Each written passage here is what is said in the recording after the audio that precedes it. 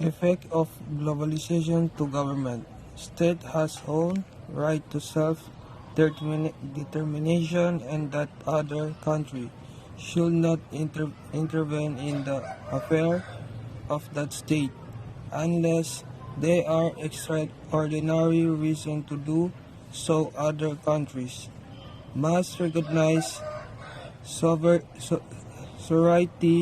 or the right to govern one's own territorial borders.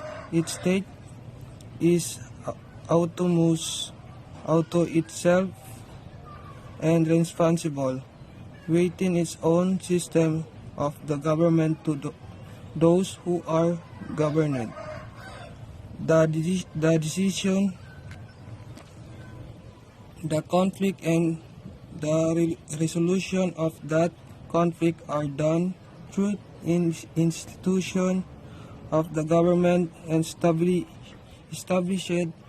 and quantified in that the particular state, whether or not through election, especially in democratic society, provide the leadership of state.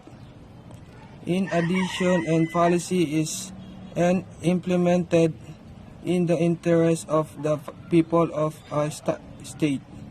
By a specific, the government, civil society within a state can also act as a counterweight, as a supplement of the government. Civil society includes the provide economy, educational institution, car sheet, the hospital, fraternal organization, and other non-profit organization. Traditional challenges.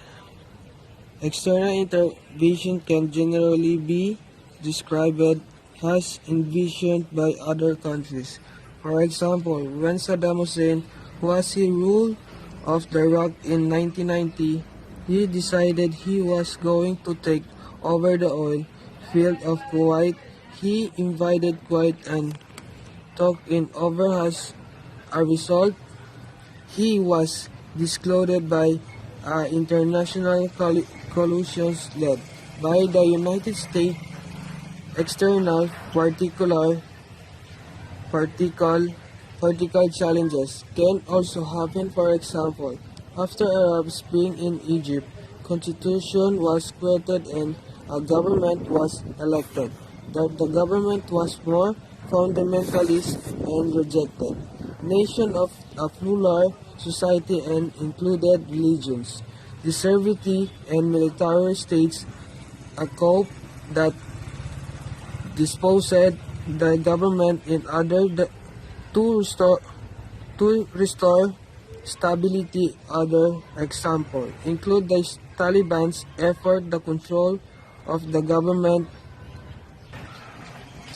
of Afghanistan, in Syria, in original rebellion against Assad come from the country's own internal disaster, who wanted to replace to the government eventually. They were also Syrian national. There are also regional organization challenging state autonomy. The United Nations the internet is Sudan because of the several years of civil war. More recently, the Europe, especially in ways to also interfered in the Great Debt crisis. Challenges from national identity movements. The next challenges are part of the national identity or movements. It is important to know that the nation has cultural identity that people attach to, while a state is a definite entity due to its specific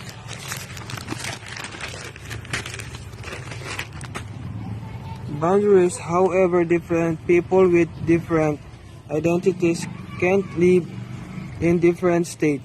For example, the Kurds reside in several different countries, including Iraq, Iran, and Turkey. The Catalans live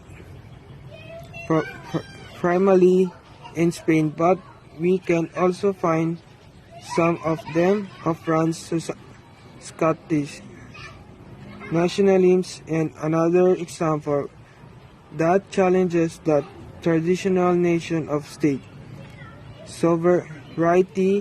In 2014, Great Britain had the vote in Scotland to decide whether Scotland was going to become its own autonomous state.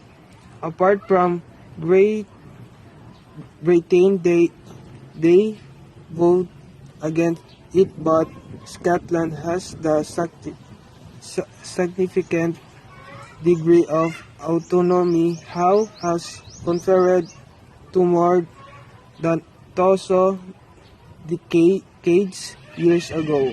The global movements such as Al-Qaeda and ISIS are another example for national identity movements. In this case, they are structured around the fundamentalist version of Islam.